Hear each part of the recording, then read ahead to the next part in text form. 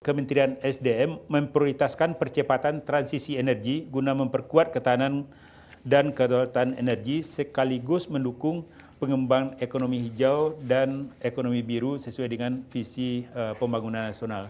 Strategi ini diterapkan untuk dekarbonisasi industri. Ini sesuai dengan bahasan kita pada siang hari ini.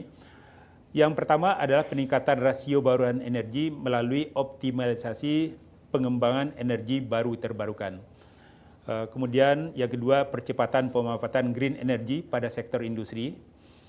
Yang ketiga, pengendalian pembangunan dan pengurangan secara bertahap untuk PLTU atau program early retirement untuk pembangkit-pembangkit listrik yang sangat tinggi memberikan kontribusi terhadap emisi. Yang keempat, pengembangan energi baru.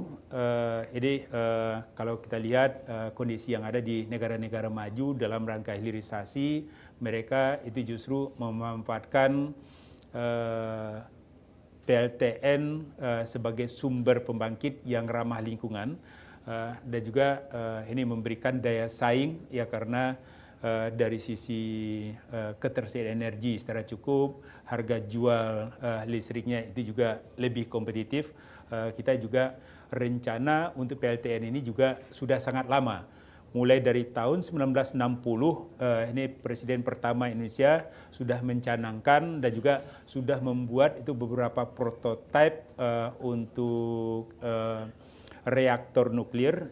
Ini ada di Yogyakarta, ada di Bandung, ada di Serpong, tapi ya kita belum pernah masuk ke skala industri. Jadi untuk pembangkit besar kita belum dalam tahap perencanaan itu kita juga sudah ada beberapa kerjasama dengan negara-negara teknologi seperti Amerika Serikat. Ini sudah lama kita memiliki MOU, kemudian dengan Kanada, dengan Korea, dengan China, itu juga dengan Rusia. Tetapi ke depan, ya bagaimana untuk teknologi ini, karena sudah masif digunakan di banyak negara seperti di Amerika Serikat, ini bauran energinya itu justru lebih banyak disumbangkan oleh PLTN.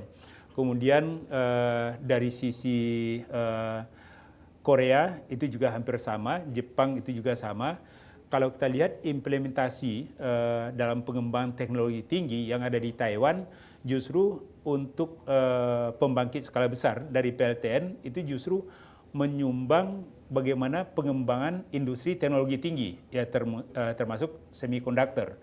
Jadi kalau kita melihat bagaimana untuk pengembangan energi baru, seperti nuklir, hidrogen, dan amonia itu juga harus menjadi fokus kita ke depan dalam rangka dekarbonisasi industri.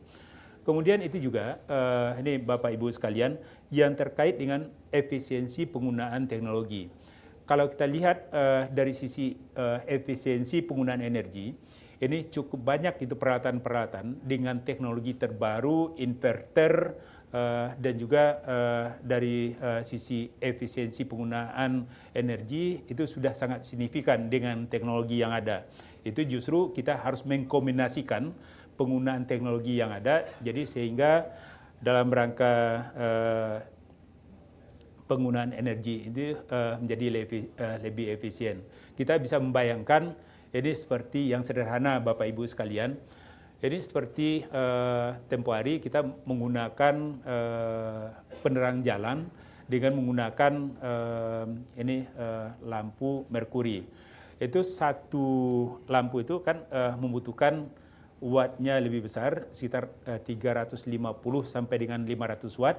Dengan menggunakan teknologi LED, ya justru penggunaan dengan terang yang sama atau lebih terang itu cukup sekitar 100 watt saja. Jadi kan ini secara teknologi itu justru terjadi efisiensi penggunaan energi. Di samping itu ya kita juga penerapan teknologi CCS, CCUS, ini carbon storage. carbon capture, utilisasi sama storage.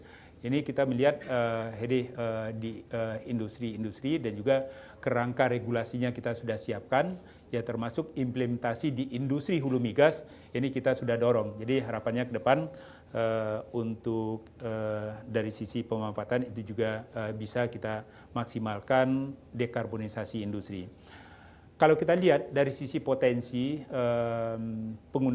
penggunaan energi baru terbarukan, ini secara nasional kita memiliki potensi lebih dari 3.600 gigawatt. Jadi ini sangat besar sekali. Sementara yang baru kita manfaatkan baru sekitar 15,6 gigawatt. Itu atau 0,4% dari potensi yang ada. Jadi kalau kita lihat dari sisi bauran energi pada tahun 2025 yang lalu, bauran energi kita presentasinya baru sekitar 15,7%. Jadi ya kita mengharapkan itu ke depan sesuai dengan target secara gradual yang ada di RUKN, ya kita akan berusaha untuk meningkatkan bauran energi dari energi baru terbarukan.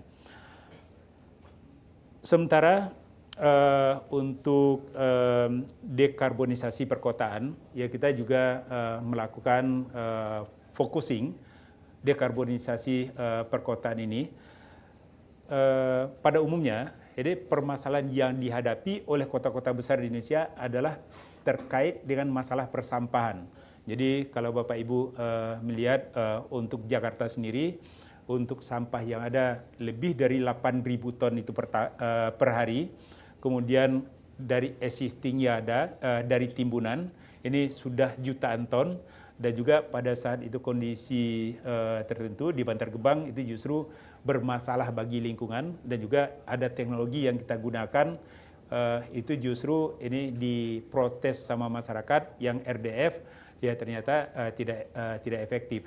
Jadi kami melihat membandingkan teknologi yang ada, itu hampir seluruh kota-kota besar yang ada di dunia itu menggunakan teknologi insinerator. Jadi kita sudah membuat kerangka regulasinya. Yang sebelumnya kita ada regulasi peraturan Presiden nomor 35 tahun 2018, tetapi relatif tidak jalan. Jadi bagaimana untuk mensolusikan, ini sudah diterbitkan peraturan Presiden nomor 109 tahun 2025 adalah pengolahan sampah menjadi energi dengan menggunakan teknologi ramah lingkungan. Jadi untuk energi yang bisa dihasilkan, ini yang pertama listrik, yang kedua ini bahan bakar terbarukan, yang ketiga biomasa, dan juga ini untuk byproduct-nya bisa kita olah menjadi pupuk. Jadi secara keseluruhan itu bisa dimanfaatkan dan memiliki nilai ekonomi.